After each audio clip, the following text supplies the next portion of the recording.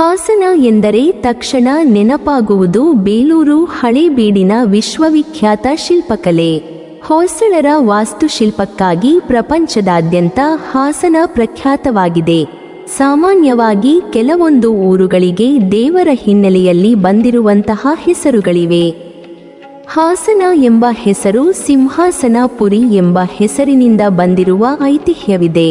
ಈ ಪ್ರದೇಶಕ್ಕೆ ಹಾಸನ ಎಂಬ ಹೆಸರು ಬರಲು ಮತ್ತೊಂದು ಕಾರಣ ಜಿಲ್ಲೆಯ ಅಧಿದೇವತೆ ಶಕ್ತಿ ದೇವತೆ ಹಾಸನಾಂಬೆ.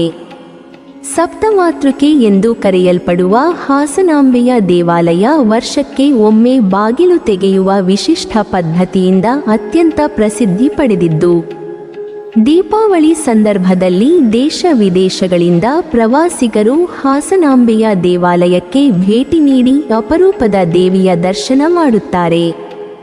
ಐತಿಹಾಸಿಕ ದೇವಾಲಯವಾದ ಹಾಸನಾಂಬ ದೇವಿ ದೇವಸ್ಥಾನದ ಬಾಗಿಲನ್ನು ಆಶ್ವಯುಜ ಮಾಸದ ಹುಣ್ಣಿಮೆಯ ನಂತರ ಬರುವ ಗುರುವಾರದಂದು ತೆರೆದು ಬಲಿಪಾಡ್ಯಮಿಯ ದಿನ ಮುಚ್ಚಲಾಗುತ್ತದೆ. ಆದರೆ ಇಲ್ಲಿನ ಪವಾಡವೆಂದರೆ ಹಿಂದಿನ ವರ್ಷದಲ್ಲಿ ದೇವಿಗೆ ಹಾಕಲಾದ ಹೂವುಗಳು ತಾಜಾವಾಗಿರುತ್ತದೆ ಹಾಗೂ ಹಿಂದಿನ ವರ್ಷದಲ್ಲಿ ಹಚ್ಚಿದ ನಂದಾದೀಪ ಆರದೆ ಉರಿಯುತ್ತಲೇ ಇರುತ್ತದೆ. ಈ ಕೌತುಕವನ್ನೇ ನೋಡಲು ಸಾವಿರಾರು ಭಕ್ತರು ಇಲ್ಲಿಗೆ ಆಗಮಿಸುತ್ತಾರೆ. ಹಾಸನಕ್ಕೆ ಸಿಂಹಾಸನಪುರಿ ಎಂಬ ಹೆಸರು ಇದ್ದಿದ್ದಕ್ಕೆ ಕಾರಣ ಹುಡುಕುತ್ತಾ ಹೊರಟರೆ ಮಹಾಭಾರತದ ಕಾಲಘಟ್ಟದ ಪುಟಗಳು ತೆರೆದುಕೊಳ್ಳುತ್ತವೆ. ಮಹಾಭಾರತದ ಅರ್ಜುನನ ಮೊಮ್ಮಗ ಜನಮೇಜಯ ಶಾಪಗ್ರಸ್ತನಾಗಿದ್ದ ಕಾಲದಲ್ಲಿ ಇಲ್ಲಿ ನೆಲೆಸಿದ್ದ. ಆಗ ಈ ಸ್ಥಳಕ್ಕೆ ಸಿಂಹಾಸನಪುರಿ ಎಂಬ ಹೆಸರಿತ್ತು. ನಂತರ ಸಿಂಹಾಸನಪುರ ಆಡು ಮಾತಿನಿಂದ ಹಾಸನ ಎಂದಾಗಿದೆ ಎಂದು ನಂಬಲಾಗಿದೆ. ಇನ್ನು ಪುರಾಣಗಳಲ್ಲೂ ಸಿಂಹಾಸನಪುರಿ ಅಂದರೆ ಹಾಸನದ ಬಗ್ಗೆ ಉಲ್ಲೇಖಗಳಿದ್ದು, ಸಪ್ತಮಾತೃಕೆಯರಾದ ವೈಷ್ಣವಿ, ಇಂದ್ರಾಣಿ, ಮಹೇಶ್ವರಿ, ಕುಮಾರಿ, ಬ್ರಾಹ್ಮಿ ದೇವಿ, ವರಾಹಿ ಮತ್ತು ಚಾಮುಂಡಿ ವಾರಣಾಸಿ ಕಡೆಯಿಂದ ದಕ್ಷಿಣದ ಕಡೆಗೆ ವಿಹಾರಕ್ಕೆ ಬಂದಾಗ ಪ್ರಕೃತಿಯ ಸೌಂದರ್ಯಕ್ಕೆ ಮನಸೋತು ನೆಲೆಸಲು ನಿರ್ಧರಿಸಿದ ಕ್ಷೇತ್ರವೇ ಸಿಂಹಾಸನಪುರಿ ಅಂದರೆ ಹಾಸನ ಎಂದು ವರ್ಣಿಸಲಾಗಿದೆ. ಅವರುಗಳಲ್ಲಿ ವೈಷ್ಣವಿ, ಕುಮಾರಿ, ಮಹೇಶ್ವರಿಯರು ಹಾಸನಾಂಬ ದೇವಾಲಯದಲ್ಲಿ ಹುತ್ತದ ರೂಪದಲ್ಲಿ ಹಾಗೂ ಬ್ರಾಹ್ಮಿ ದೇವಿಯು ಕೆಂಚಮ್ಮನ ಹೊಸಕೋಟೆಯಲ್ಲಿ ನೆಲೆಸಿದಳು. ಇನ್ನುಳಿದ ದೇವತೆಯರಾದ ಚಾಮುಂಡಿ, ವರಾಹಿ, ಇಂದ್ರಾಣಿ ನಗರ ಮಧ್ಯಭಾಗದ ದೇವಿಗೆರೆಯ ಬಳಿ ನೆಲೆಸಿದರು ಎನ್ನಲಾಗಿದೆ. ಹಾಸನಾಂಬ ದೇವಾಲಯವನ್ನು ಪಾಳೇಗಾರರ ಕಾಲದಲ್ಲಿ 12ನೇ ಶತಮಾನ ನಿರ್ಮಿಸಲಾಗಿದ್ದು, ಹಾಸನಾಂಬೆ ದೇವಿಯು ಹುತ್ತದ ರೂಪದಲ್ಲಿ ನೆಲೆಸಿರುವುದನ್ನು ಕಾಣಬಹುದು. ಹಾಸನಾಂಬೆಯನ್ನು ಕುಂಭಗಳ ರೂಪದಲ್ಲಿ ಪ್ರತಿಷ್ಠಾಪಿಸಲಾಗಿದೆ. ಈ ಕುಂಭಗಳಿಗೆ ಹೆಣ್ಣು ದೇವತೆಗಳಂತೆ ಮುಖವಾಡಗಳನ್ನು ಮಾಡಿ ಅಲಂಕರಿಸಲಾಗಿದೆ. ಬಾಗಿಲು ಮುಚ್ಚುವ ದಿನ ಹಚ್ಚಿದ ದೀಪವು ಮುಂದಿನ ವರ್ಷ ಬಾಗಿಲು ತೆರೆಯುವ ತನಕ ಗರ್ಭಗುಡಿಯಲ್ಲಿ ಉರಿಯುವುದು. ಹಾಗೆ ದೇವಿಗೆ ಮುಡಿಸಿದ ಹೂ ಬಾಡಿರುವುದಿಲ್ಲ, ಇಟ್ಟ ಅನ್ನ ಹಳಸಿರುವುದಿಲ್ಲ. ಇದು ಹಾಸನಾಂಬೆ ದೇವಿಯ ವಿಶೇಷ ಮಹಿಮೆ ಹಾಗೂ ದೇವಾಲಯದಲ್ಲಿ ನಡೆದು ಬಂದಿರುವ ಪ್ರತೀತಿ. ಮತ್ತೊಂದು ಸಂಗತಿ ಎಂದರೆ ಗರ್ಭಗುಡಿಯ ಬಾಗಿಲನ್ನು ತೆರೆದ ಕೂಡಲೇ ದೇವಿಯ ದರ್ಶನ ಮಾಡಲು ಭಕ್ತರಿಗೆ ಅವಕಾಶ ಇರುವುದಿಲ್ಲ. ಹಾಗೊಂದು ವೇಳೆ ಬಾಗಿಲು ತೆರೆದ ಕೂಡಲೇ ದೇವಿಯ ದರ್ಶನ ಮಾಡಿದರೆ ಅದರಿಂದ ಅಪಾಯವಾಗುವ ಸಾಧ್ಯತೆ ಹೆಚ್ಚಿದೆ ಎನ್ನುವುದು ಜನರ ನಂಬಿಕೆಯಾಗಿದೆ. ಆ ಕಾರಣಕ್ಕೆ ದೃಷ್ಟಿ ನಿವಾರಣೆಗೆ ಬಾಳೆ ಮರವನ್ನು ಕಡಿದ ಬಳಿಕ ಭಕ್ತರ ದರ್ಶನಕ್ಕೆ ಅವಕಾಶ ಮಾಡಿಕೊಡುವ ಸಂಪ್ರದಾಯ ರೂಢಿಯಲ್ಲಿದೆ. ಪೌರಾಣಿಕ ಕಥೆಯ ಪ್ರಕಾರ ಅಂಧಕಾಸುರನೆಂಬ ರಾಕ್ಷಸನು ತಪಸ್ಸನ್ನು ಮಾಡಿ ಬ್ರಹ್ಮನನ್ನು ಮೆಚ್ಚಿಸಿ ವರವನ್ನು ಪಡೆದು ಬಲಿಷ್ಠನಾಗುತ್ತಾನೆ. 3 ಲೋಕದಲ್ಲೂ ಅಂಧಕಾಸುರನ ಉಪಟಳವನ್ನು ಮಾಡಲು ಆರಂಭಿಸುತ್ತಾನೆ. ಅಂಧಕಾಸುರನನ್ನು ಕೊಲ್ಲಲು ಶಿವನು ಬಂದಾಗ ಇಬ್ಬರ ನಡುವೆಯೂ ಯುದ್ಧ ನಡೆಯುತ್ತದೆ. ಅಂಧಕಾಸುರನ ರಕ್ತದ ಒಂದೊಂದು ಹನಿಯೂ ರಾಕ್ಷಸನಾಗಿ ಮರು ಜೀವ ಪಡೆಯುತ್ತದೆ. ಇದನ್ನು ನಿಯಂತ್ರಿಸಲಾಗದೆ ಶಿವನು ತನ್ನ ಬಾಯಿಯಿಂದ ಯೋಗೇಶ್ವರಿಯನ್ನು ಸೃಷ್ಟಿಸಿದ. ಇತರ ದೇವತೆಗಳು ಶಿವನ ಸಹಾಯಕ್ಕಾಗಿ ತಮ್ಮ ಶಕ್ತಿಯನ್ನು ಕಳುಹಿಸಿದವರು. ಈ ಶಕ್ತಿಯಿಂದ ಜನ್ಮ ತಾಳಿದವರೇ ಸಪ್ತಮಾತೃಕೆಯರಾದ ಬ್ರಾಹ್ಮಿ, ಮಹೇಶ್ವರಿ, ಕೌಮಾರಿ, ವೈಷ್ಣವಿ, ವಾರಾಹಿ, ಇಂದ್ರಾಣಿ ಹಾಗೂ ಚಾಮುಂಡಿ. ಸಪ್ತಮಾತೃಕೆಯರಾದ ವೈಷ್ಣವಿ, ಇಂದ್ರಾಣಿ, ಮಹೇಶ್ವರಿ, ಕೌಮಾರಿ, ಬ್ರಾಹ್ಮಿ ದೇವಿ, ವಾರಾಹಿ ಮತ್ತು ಚಾಮುಂಡಿ ವಾರಣಾಸಿಯಿಂದ ದಕ್ಷಿಣದ ಕಡೆ ಬಂದಾಗ ಪ್ರಕೃತಿಯ ಸೌಂದರ್ಯಕ್ಕೆ ಮಾರು ಹೋಗಿ ಇಲ್ಲೇ ನೆಲೆಸಲು ನಿರ್ಧರಿಸಿದರು. ಅವರಲ್ಲಿ ವೈಷ್ಣವಿ, ಕೌಮಾರಿ, ಮಹೇಶ್ವರಿಯರು ಹಾಸನಾಂಬ ದೇವಾಲಯದಲ್ಲಿ ಹುತ್ತದ ರೂಪದಲ್ಲಿ ಹಾಗೂ ಬ್ರಾಹ್ಮಿ ದೇವಿಯು ಕೆಂಚಮ್ಮನ ಹೊಸಕೋಟೆಯಲ್ಲಿ ನೆಲೆಸಿದಳು. ಇನ್ನುಳಿದ ದೇವತೆಯರಾದ ಚಾಮುಂಡಿ, ವರಾಹಿ, ಇಂದ್ರಾಣಿಯು ದೇವಿಗೆರೆಯ ಬಳಿ ನೆಲೆಸಿದರು ಎನ್ನಲಾಗುತ್ತದೆ. ಸಪ್ತಮಾತೃಕೆಯರು ಸದಾ ನಗುವ ದೇವತೆಯಾಗಿರುವ ಕಾರಣದಿಂದ ನಸುನಗುವ ದೇವತೆಗಳು ನೆಲೆಸಿರುವುದರಿಂದ ಹಾಸನವಾಗಿದೆ ಎನ್ನಲಾಗುತ್ತದೆ. ಇತಿಹಾಸದ ಬಗ್ಗೆ ಮೆಲುಕು ಹಾಕಿದರೆ ದೇವಾಲಯದ ಕುರಿತಂತೆ ಕಥೆಗಳಿದ್ದು, ಕ್ರಿಸ್ತ ಶಕ 12ನೇ ಶತಮಾನದಲ್ಲಿ ಚೋಳರ ಅರಸ ಪಾಳೆಗಾರ ಕೃಷ್ಣಪ್ಪ ನಾಯಕ ಚನ್ನಪಟ್ಟಣದಲ್ಲಿ ಕೋಟೆಯೊಂದನ್ನು ಕಟ್ಟಿದ್ದ. ಅವನ ನಂತರ ಬಂದ ಸಂಜೀವ ನಾಯಕ ಕಾರ್ಯನಿಮಿತ್ತ ಹೊರಗಡೆ ಪ್ರಯಾಣ ಹೊರಟಾಗ ಮೊಲ ಅಡ್ಡ ಬಂತು. ಇದು ಅಪಶಕುನವೆಂದು ಭಾವಿಸಿದ ಆತ ಮುಂದಿನ ಪ್ರಯಾಣ ರದ್ದುಗೊಳಿಸಲು ನಿರ್ಧರಿಸಿದ. ಈ ವೇಳೆ ಪ್ರತ್ಯಕ್ಷಳಾದ ಹಾಸನಾಂಬೆ, ನಾನಿರುವ ಈ ಸ್ಥಳದಲ್ಲಿ ದೇಗುಲವೊಂದನ್ನು ಕಟ್ಟು, ನಾನು ಹಾಸನಾಂಬೆ ಎಂದೇ ಹೆಸರಾಗಿ ಇಲ್ಲಿ ನೆಲೆಸುವೆ ಎಂದಳಂತೆ. ಅದರಂತೆ ದೇಗುಲ ನಿರ್ಮಾಣ ಮಾಡಲಾಯಿತು ಎಂದು ಹೇಳಲಾಗುತ್ತಿದೆ. ಐತಿಹಾಸಿಕ ಕಥೆಯ ಪ್ರಕಾರ ಹಾಸನವು ಚೋಳರಸರ ಅಧಿಪತಿಯಾದ ಬುಕ್ಕನಾಯಕ ಮತ್ತು ಅವನ ವಂಶಸ್ಥರಾದ ಹೊಯ್ಸಳರಿಗೂ ಪೂರ್ವಕಾಲದಲ್ಲಿ ಇದು ಗಂಗರ ಆಡಳಿತಕ್ಕೆ ಒಳಪಟ್ಟಿತ್ತು. ಬುಕ್ಕನಾಯಕನ ನಂತರ 12ನೇ ಶತಮಾನದಲ್ಲಿ ಕೃಷ್ಣಪ್ಪನಾಯಕ ಎಂಬ ಪಾಳೇಗಾರನಿಗೆ ಸೇರಿತ್ತು. ನಾಯಕನು ಒಮ್ಮೆ ಪ್ರಯಾಣ ಹೊರಟಾಗ ಮೊಲವೊಂದು ಅಡ್ಡ ಬಂದು ಪಟ್ಟಣವನ್ನು ಪ್ರವೇಶಿಸಿತು. ಈ ಅಪಶಕುನದಿಂದ ನಾಯಕನು ನೊಂದುಕೊಂಡನು. ಆಗ ಅವನಿಗೆ ಹಾಸನಾಂಬೆ ಪ್ರತ್ಯಕ್ಷಳಾಗಿ, ಮಗು, ಖಿನ್ನ ಮನಸ್ಸು ಬಿಡು, ಈ ಸ್ಥಳದಲ್ಲಿ ಕೋಟೆಯನ್ನು ಕಟ್ಟು ಎಂದು ಹೇಳಿದಳಂತೆ. ಹೀಗಾಗಿ ಕೋಟೆಯನ್ನು ಕಟ್ಟಿದ ಕೃಷ್ಣಪ್ಪನಾಯಕನು ಒಂದು ಕೋಟೆಯನ್ನು ಕಟ್ಟಿ ಅದಕ್ಕೆ ಹಾಸನಾಂಬೆ ಎಂದು ಹೆಸರಿಟ್ಟನು. ಹಾಸನ ತಾಲ್ಲೂಕಿನ ಕುದುರುಗುಂಡಿ ಗ್ರಾಮದಲ್ಲಿರುವ ಕ್ರಿಸ್ತ ಶಕ 1140ರ ವೀರಗಲ್ಲಿನ ಶಿಲಾ ಶಾಸನದಲ್ಲಿ ಇದನ್ನು ವಿವರಿಸಲಾಗಿದೆ. ದಂತಕಥೆಯ ಪ್ರಕಾರ ಹಾಸನದಲ್ಲಿ ಹೆಚ್ಚಿನ ಸಂಖ್ಯೆಯ ಮುಸ್ಲಿಮರು ವಾಸವಿದ್ದರು. ಇಲ್ಲಿನ ದೇವತೆಯನ್ನು ಹಸನ್ ಬಿ ಎಂದು ಕರೆಯುತ್ತಿದ್ದರು. ಈಕೆ ಮುಸ್ಲಿಂ ದೇವತೆಯೂ ಹೌದು. ಕಥೆಯ ಪ್ರಕಾರ ಸೊಸೆಯೊಬ್ಬಳು ಅತ್ತೆಯ ಕಿರುಕುಳವನ್ನು ತಾಳಲಾರದೆ ದೇವಾಲಯದೊಳಗೆ ಹೋಗಿ ಬಾಗಿಲು ಮುಚ್ಚಿಕೊಂಡು ಅಲ್ಲೇ ಲೀನವಾಗಿ ಹೋದಳು. 1 ವರ್ಷದ ನಂತರ ಬಾಗಿಲು ತೆರೆದರೆ ಅವಳ ಸುತ್ತಲೂ ಹುತ್ತ ಬೆಳೆದಿತ್ತು. ಜೊತೆಗೆ ಒಂದು ದೀಪ ಸಹ ಉರಿಯುತ್ತಿತ್ತು. ಹೀಗೆ ದೇವತೆಯಾದವಳೇ ಹಸನ್ ಬಿ. ಈ ಹಸನ್ ಬಿಯ ಸಮಾಧಿ ಒಳಗಡೆ ಇದೆ ಎಂಬ ನಂಬಿಕೆ ಇದೆ. ಈ ಹಾಸನ್ ಬಿ ಎಂಬ ಪದವೇ ಮುಂದೆ ಹಸನಬಿ, ಹಾಸನಾಂಬೆಯಾಗಿ ಬದಲಾಗಿರಬಹುದು ಎನ್ನಲಾಗುತ್ತದೆ. ಹಾಸನಾಂಬೆ ದೇವಾಲಯದ ಬಗ್ಗೆ ಮತ್ತೊಂದು ಸ್ವಾರಸ್ಯಕರವಾದ ಸಂಗತಿ ಇದೆ.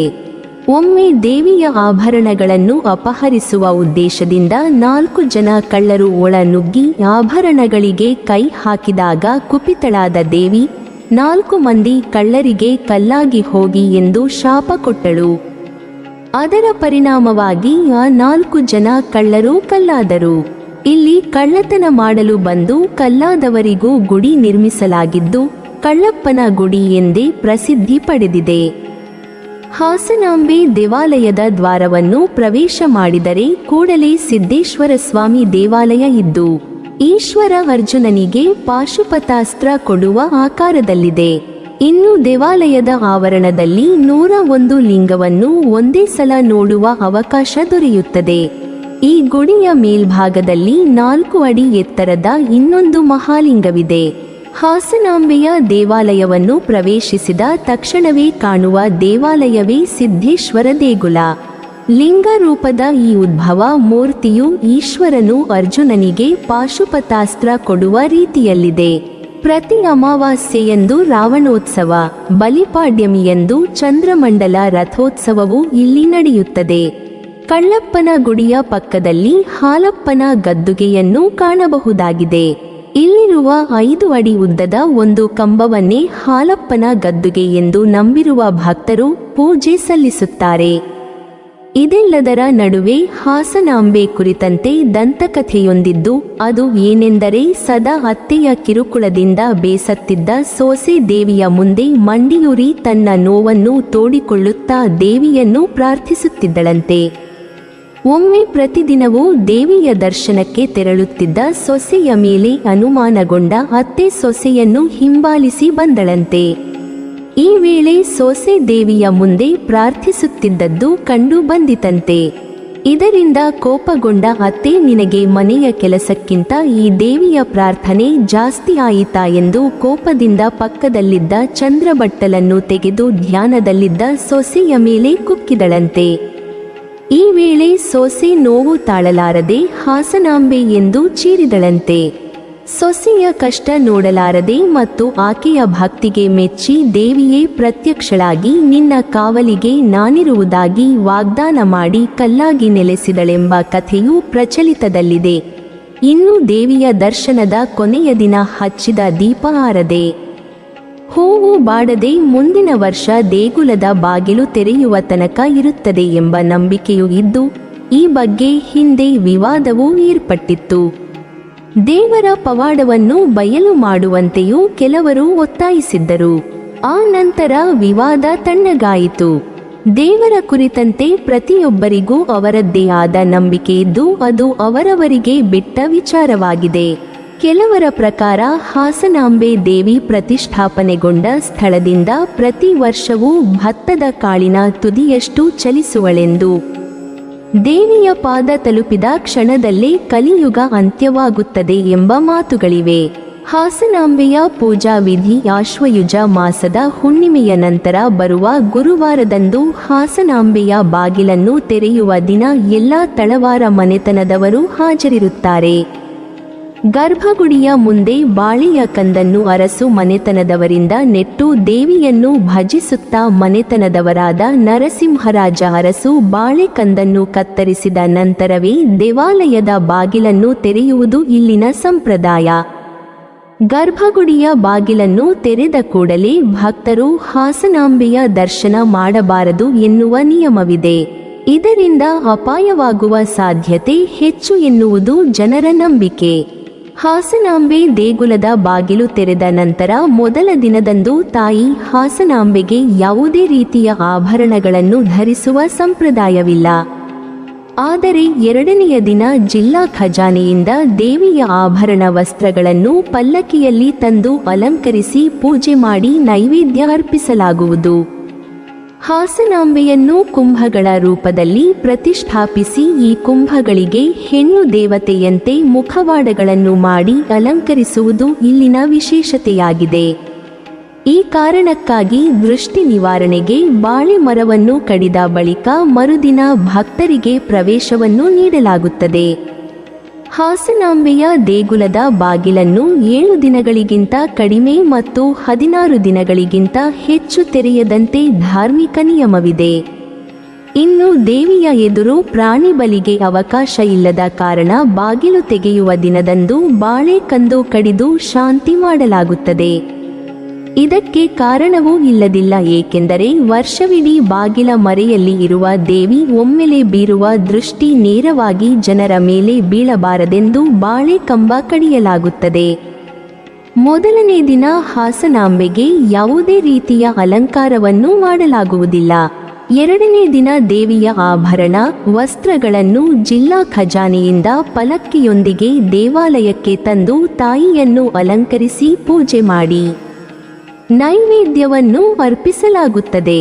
ದೇವಿಯ ವಸ್ತ್ರಗಳನ್ನು ಹುಣಸಿನ ಕೆರೆಯಲ್ಲಿರುವ ಮಡಿವಾಳರು ಒಗೆದ ನಂತರ ಪುರೋಹಿತರು ಮಡಿಯಲ್ಲಿ ಅಮ್ಮನವರ ಮೀಸಲು ಮನೆಯಲ್ಲಿ ನಮಸ್ಕರಿಸಿ ಇಡುತ್ತಾರೆ.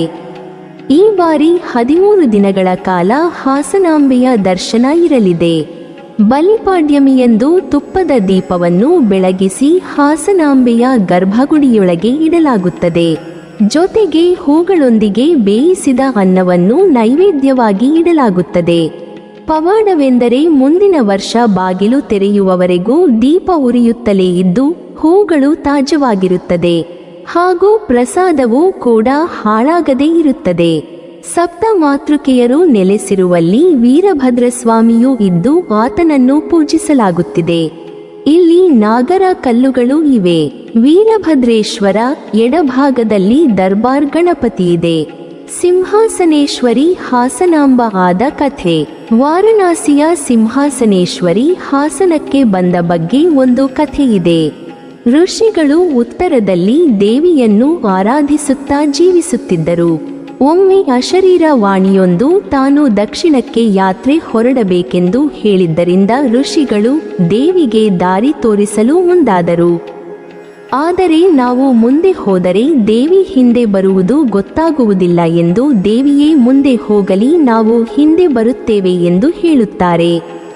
ಆದರೆ ಆ ಅಶರೀರವಾಣಿ ದೇವಿಯು ಗೆಜ್ಜೆ ಕಟ್ಟಿ ನಿಮ್ಮ ಹಿಂದೆ ಬರುತ್ತಾಳೆ, ನೀವು ದಾರಿ ತೋರಿಸಿ, ಆದರೆ ಯಾವುದೇ ಕಾರಣಕ್ಕೂ ಹಿಂತಿರುಗಿ ನೋಡಬಾರದು ಎಂಬ ಷರತ್ತು ವಿಧಿಸಿತು. ಅದರಂತೆ ಋಷಿಗಳು ದೇವಿಗೆ ದಾರಿ ತೋರಿಸಲು ಮುಂದಾದರು. ಉತ್ತರದಿಂದ ದಕ್ಷಿಣಕ್ಕೆ ಬರುವಾಗ ಒಂದು ಸ್ಥಳದಲ್ಲಿ ದೇವಿಯ ಗೆಜ್ಜೆ ಸದ್ದು ನಿಂತಿತು. ಗಾಬರಿಯಾದ ಋಷಿಗಳು ಹಿಂತಿರುಗಿ ನೋಡಿಬಿಟ್ಟರು. ಷರತ್ತಿನ ಪ್ರಕಾರ ನೀವು ಹಿಂತಿರುಗಿ ನೋಡಬಾರದಿತ್ತು ಎಂದು ದೇವಿ ಹೇಳುತ್ತಾಳೆ. ಗೆಜ್ಜೆ ಸದ್ದು ನಿಂತಿದ್ದರಿಂದ ಹಿಂತಿರುಗಿ ನೋಡಬೇಕಾಯ್ತು ಎಂದು ಋಷಿಗಳು ಉತ್ತರಿಸುತ್ತಾರೆ. ನನಗೆ ಈ ಸ್ಥಳ ಬಹಳ ಇಷ್ಟವಾಯಿತು, ಆದ್ದರಿಂದ ಇಲ್ಲೇ ನಿಂತೆ, ಇನ್ಮುಂದೆ ನಾನು ಇಲ್ಲೇ ನೆಲೆಸುತ್ತೇನೆ ಎಂದು ಹೇಳುತ್ತಾಳೆ. ಅಂದಿನಿಂದ ವಾರಣಾಸಿಯ ಸಿಂಹಾಸನೇಶ್ವರಿಯು ಹಾಸನಾಂಬೆಯಾಗಿ ನಂಬಿದ ಭಕ್ತರನ್ನು ಸಲಹುತ್ತಾ ಬಂದಿದ್ದಾಳೆ. ಕೃಷ್ಣಪ್ಪ ನಾಯಕನ ಕಾಲದಿಂದಲೂ ದೀಪಾವಳಿ ಸಮಯದಲ್ಲಿ ಹಾಸನಾಂಬೆ ದೇವಸ್ಥಾನ ತೆರೆಯುತ್ತದೆ. ಬಲಿಪಾಡ್ಯಮಿಯ ಮರುದಿನ ದೇವಾಲಯ ಮುಚ್ಚಿದರೆ ಮತ್ತೆ ತೆರೆಯುವುದು ಮುಂದಿನ ದೀಪಾವಳಿಗೆ. ನೀವಿನ್ನೂ ನಮ್ಮ ಚಾನೆಲ್ ಅನ್ನು ಸಬ್ಸ್ಕ್ರೈಬ್ ಮಾಡಿಲ್ವಾ? ಹಾಗಾದರೆ ಈ ಕೂಡಲೇ ನಮ್ಮ ಇಂದ್ರಜಾಲ ಚಾನೆಲ್ ಅನ್ನು ಸಬ್ಸ್ಕ್ರೈಬ್ ಮಾಡಿ ಮತ್ತು ಪಕ್ಕದಲ್ಲಿರುವ ಬೆಲ್ ಐಕಾನ್ ಅನ್ನು ಕ್ಲಿಕ್ ಮಾಡಿದರೆ ನಮ್ಮ ಹೊಸ ವಿಡಿಯೋಗಳನ್ನು ನೀವು ನೋಡಬಹುದು.